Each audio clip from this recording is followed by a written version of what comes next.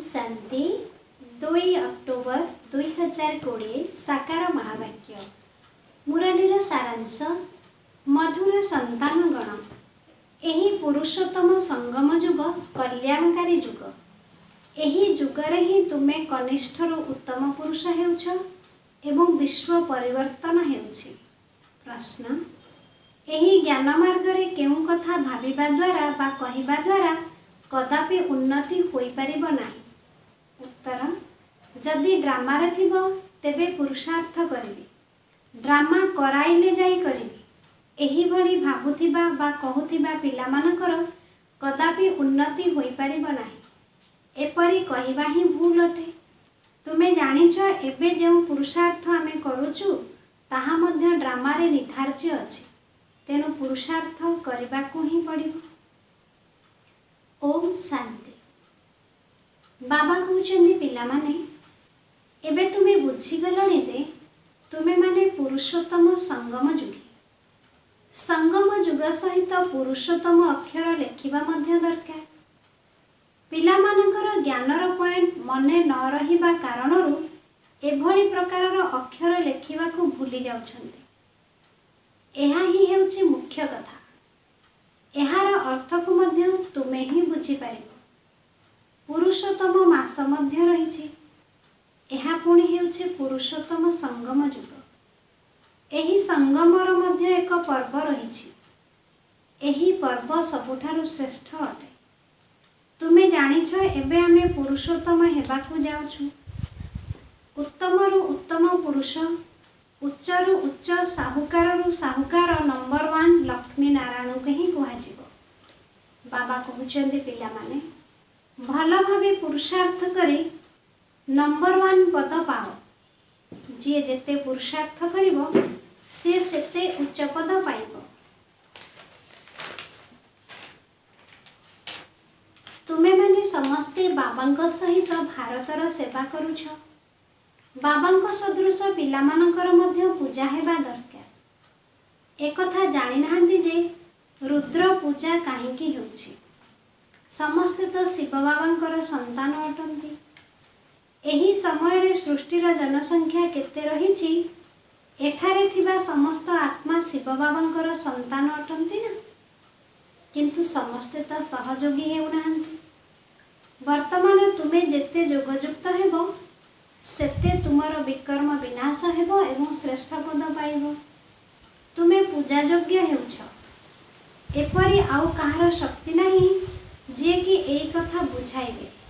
सेति पई कहि देउचंती ईश्वरंकर अंत केही हेले जानि नाहंती। बाबा ही आसे बुझाउचंती। बाबांको ज्ञानर सागर कुहा जाउछि। तेबे निश्चय से ज्ञान देउथिबे ना। प्रेरणार कथा तो नाही। भगवान कौनसी प्रेरणा द्वारा बुझाऊ नाहंती कि ना, भगवान प्रेरणा द्वारा बुझेई नथांती। से तो स्वयं आसे ब्रह्मांक मुख द्वारा ही बुझाउचंती। तुमको सृष्टिर आदि मध्य अंतर ज्ञान देउचंती। एही निश्चय तो तुमर रहिछि, किंतु केबे केबे निश्चय थाई मध्य बाबांको भूली जाउचंती।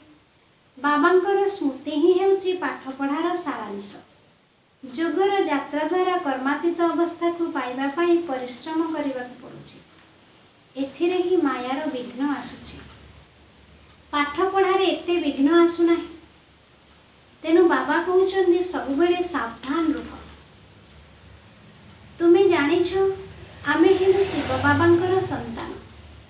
एबे शरीरधारी प्रजापिता ब्रह्मांकर पोष्य संतान होइछु।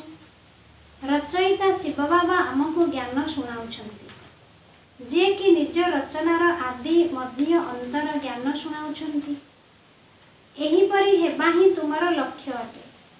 मनुष्य मानकु देख केते खर्च करी मार्बलर मूर्ति तैयारी करूछंती।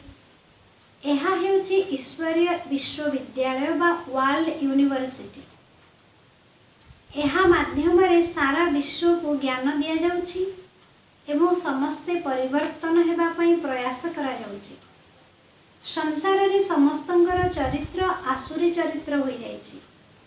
सेमाने समस्तंको आदि मध्य अंत दुख देउछंती। ଏହି ବିଶ୍ୱବିଦ୍ୟାଳୟରେ ସ୍ୱୟं ପରମାତ୍ମା ଶିକ୍ଷା ଦେଉଛନ୍ତି।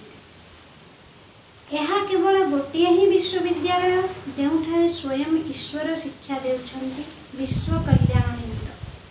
ତେଣୁ ଏହାକୁ ଈଶ୍ୱରୀୟ ବିଶ୍ୱବିଦ୍ୟାଳୟ କୁହାଯାଉଛି। ତୁମମାନଙ୍କୁ ଏବେ ଭୁଲ ଏବଂ ଠିକ୍ର ଜ୍ଞାନ ମିଳୁଛି। ଆଉ କୌଣସି ମନୁଷ୍ୟ ନାହାନ୍ତି ଯିଏକି ଏକଥା ବୁଝୁଥିବେ। ବାବା ହିଁ ଆସି ସମସ୍ତଙ୍କୁ ରାଇଟିୟସ୍ କରୁଛନ୍ତି। ତେଣୁ ବାବାଙ୍କୁ ସତ୍ୟ ବୋଲି କୁହାଯାଉଛି।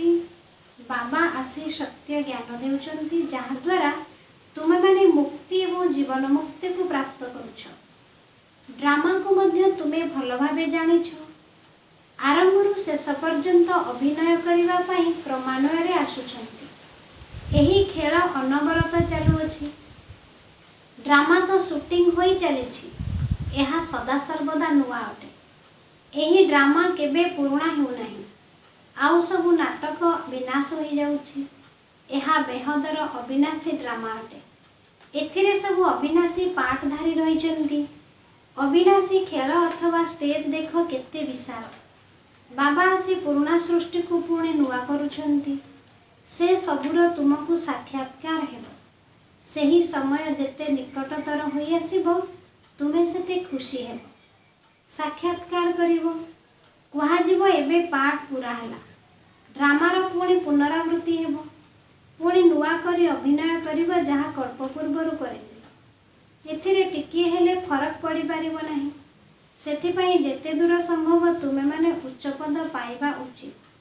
ସେଥିପାଇଁ ବହୁତ ପୁରୁଷାର୍ଥ କରିବାକୁ ହେବ। ଏଥିରେ ଝାଉଁଳି ପଡ଼ିବା ଉଚିତ ନୁହେଁ। ଡ୍ରାମାର ଯାହା କରାଇବାର ଥିବ ତାହା କରାଇବ। ଏକଥା କହିବା ମଧ୍ୟ ଭୁଲ ଅଟେ। କାହିଁକି ନା ଆମକୁ ତ ପୁରୁଷାର୍ଥ କରିବାକୁ ପଡ଼ିବ ନା। ଆଚ୍ଛା, ଧାରଣା ପାଇଁ ମୁଖ୍ୟ ସାରାଂଶ। 1 ନମ୍ବର ପଏଣ୍ଟ, ପାଠପଢ଼ାର ସାରାଂଶକୁ ବୁଦ୍ଧିରେ ରଖି ଯୋଗର ଯାତ୍ରା ଦ୍ୱାରା କର୍ମାତୀତ ଅବସ୍ଥାକୁ ପ୍ରାପ୍ତ କରିବାକୁ ହେବ। ଉଚ୍ଚ ବା ପୂଜନୀୟ ହେବା ପାଇଁ ବାବାଙ୍କର ପୁରା ସହଯୋଗୀ ହେବାକୁ ପଡ଼ିବ। 2 ନମ୍ବର ପଏଣ୍ଟ, ସତ୍ୟ ପିତାଙ୍କ ଦ୍ୱାରା ଭୁଲ ଠିକ୍ର ଯେଉଁ ଜ୍ଞାନ ମିଳିଛି ତାହା ନ୍ୟାୟସଙ୍ଗତ କର୍ମ କରି ଜୀବନ ବନ୍ଧନରୁ ମୁକ୍ତ ହେବାକୁ ପଡ଼ିବ। ମୁକ୍ତି ଏବଂ ଜୀବନ ମୁକ୍ତିର ସମ୍ପତ୍ତି ନେବାକୁ ହେବ। ବରଦାନ, ସଙ୍ଗମ ଯୁଗର ସର୍ବପ୍ରାପ୍ତିକୁ ସ୍ମୃତିରେ ରଖି ଉତ୍ଥାନ କଳାର ଅନୁଭବ କରୁଥିବା ଶ୍ରେଷ୍ଠ ପ୍ରାରବ୍ଧୀ ହୁଅ। ପରମାତ୍ମ ମିଳନ ବା ପରମାତ୍ମ ଜ୍ଞାନର ବିଶେଷତା ହେଲା ଅବିନାଶୀ ପ୍ରାପ୍ତିର ଅନୁଭୂତି ହେବା। ଏମିତି ନୁହେଁ ଯେ ସଙ୍ଗମ ଯୁଗରେ ପୁରୁଷାର୍ଥୀ ଜୀବନ ଏବଂ ସତ୍ୟ ଯୁଗରେ ପ୍ରାରବ୍ଧୀ ଜୀବନ। ସଙ୍ଗମ ଯୁଗର ବିଶେଷତା ହେଲା ଗୋଟିଏ ପାଦ ଉଠାଅ ଏବଂ 1000 ପାଦ ପ୍ରାରବ୍ଧ ରୂପରେ ପାଅ। ତେଣୁ ତୁମେମାନେ କେବଳ ପୁରୁଷାର୍ଥୀ ନୁହେଁ ବରଂ ଶ୍ରେଷ୍ଠ ପ୍ରାରବ୍ଧୀ ଅଟ। ଏହି ସ୍ୱରୂପକୁ ସର୍ବଦା ସମ୍ମୁଖରେ ରଖ।